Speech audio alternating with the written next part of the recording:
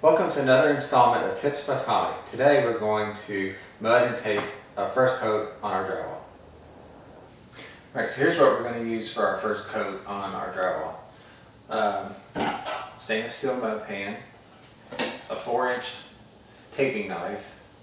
I'm going to use low dust control drywall mud because I just prefer it because when you sand it, it falls straight down, it doesn't go up in the air and make a big mess in the house. Regular paper joint tape.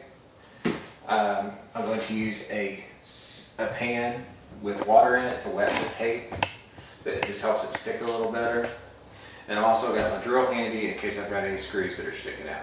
Okay, so first thing we're going to do is tighten any screws that are protruding out because they'll catch on the knife and not get us, and won't let us keep a smooth coat. So we're going to tighten some of those up. Now you have to be careful that they don't go in too far because if not, then the drywall will pull out.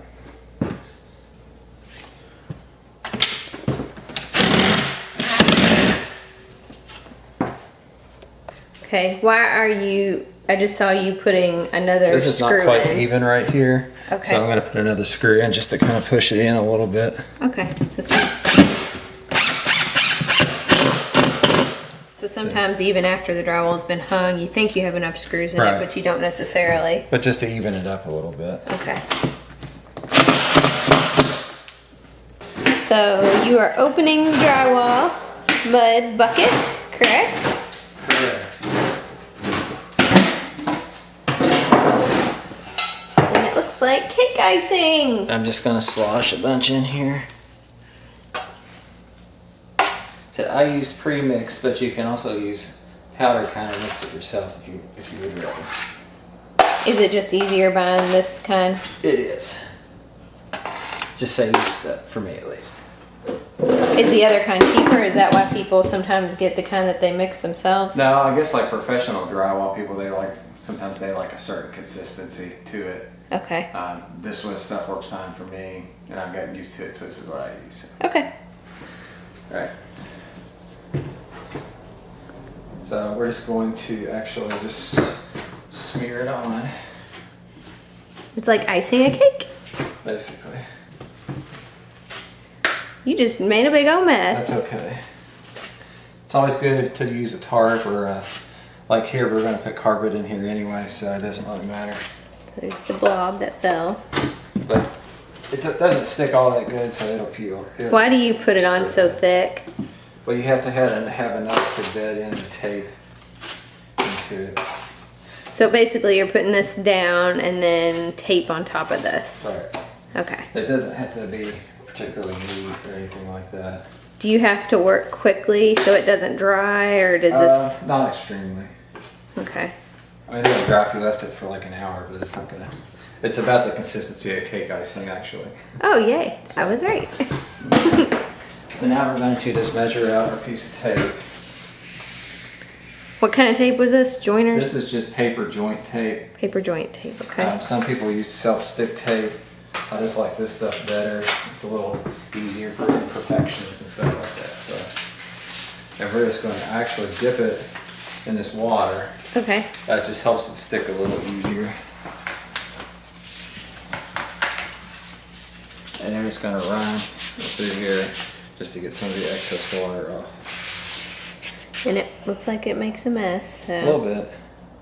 That's why we've got this old paneling on the floor too. Yeah, we took the wood paneling off the walls because it was going to be junk anyway, and are just putting it down to protect the floors a little bit right now. All right, and then all we do is just kind of stick it in there.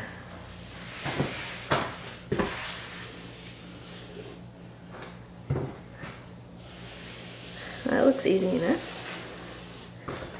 Then we got to get the excess off. So I start a little bit in. If not, you have to hold it real good. Then I keep my fingers on the edge to keep a good pressure on it, and that's what beds the tape in. Ooh, messy. So that beds the tape into the drywall mud. Essentially, it just makes it stick into the mud. Okay. Looks easy enough. But you have to keep a good pressure on it.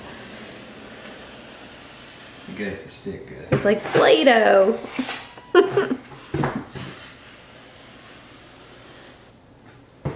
Whoa, you just missed that. Uh-oh. Uh-oh, that's okay. It got on your shoe. That's a mess. Oh, it's always good to be wearing some nice composite toe boots. Tommy's learned that over the years too when doing any kind of housework. You just never know when you're going to step on a random screw or where you're going to drop a piano on your toe. Yeah, that was not a fun time when he dropped a piano on his toe. Then we're just going to scrape off this excess here.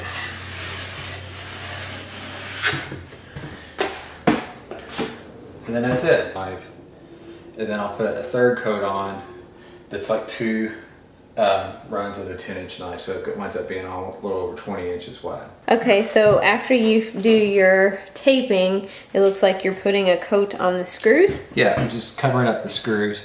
They take a couple coats too, just like the other things do, because the mud tends to want to like sink in there a little bit. So you just make sure you scrape it off real good so you don't have all that edge.